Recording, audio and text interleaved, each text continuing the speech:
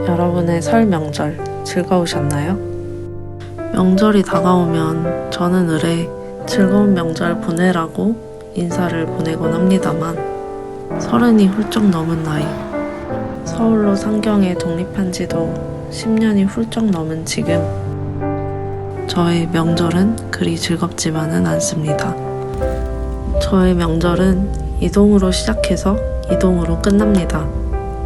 힘들게 표를 구한 기차를 타고 내려온 고향은 이제는 익숙함보단 낯설음이 앞서는 곳이 되었어요. 상경한 저와 달리 고향에 정착한 친구는 이미 번듯한 차와 아파트가 있고요. 애도 있습니다. 부럽냐고요? 그건 잘 모르겠어요. 남의 애가 귀엽긴 합니다. 저는 애는커녕 남친도 없고 직업도 없는 철부진걸요. 오랜만에 만난 부모님과의 시간도 꽤나 반갑고 즐겁습니다만 제가 퇴사한 지 1년이나 되었다는 사실은 아직도 모르십니다. 저의 명절은 정말 이동으로 가득한데요. 가끔은 하루 종일 차만 타는 날도 있습니다. 새벽에 일어나 할머니 댁까지 차로 1시간. 이제는 누구도 좋아하지 않는 명절 음식을 기름 냄새 뒤집어 쓰며 준비하고 다음 날도 새벽같이 일어나 차례를 지내야 합니다. 또다시 1시간 차를 타고 가서 큰할머니께도 인사를 드려야 하고요. 넓고 좁은 방에 낑겨 앉아서는 배가 터질 것 같아도 음식을 받아 먹으며 결혼 언제 하냐, 부모님은 언제 호강시켜 드릴 거냐는 잔소리를 듣는 것이 저의 명절입니다.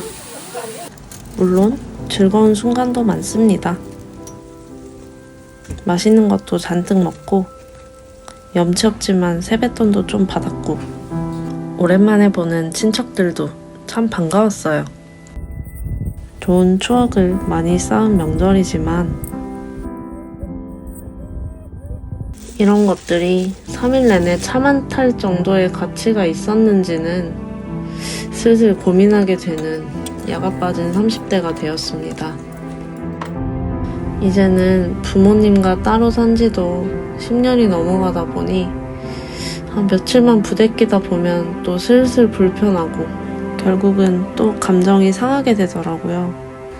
그래서 결국 또 얼른 기차에 몸을 싣게 되는 것입니다. 더 나쁜 기억이 쌓이기 전에 말이죠.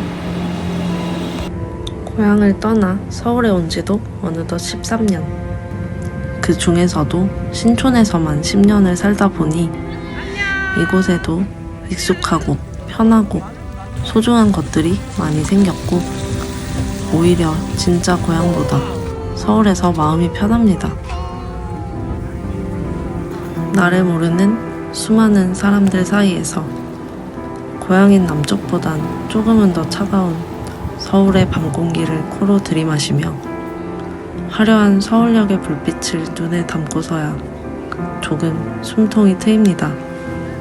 이젠 거의 가족 같은 동네 친구들 얼굴 보고 나니 비로소 집에 왔구나 실감이 듭니다. 한땐 참 많이 느꼈던 이방인의 감정도 어느샌가부턴 잘 느껴지지 않는 서울살이. 이젠 여기가 제 고향 같아요.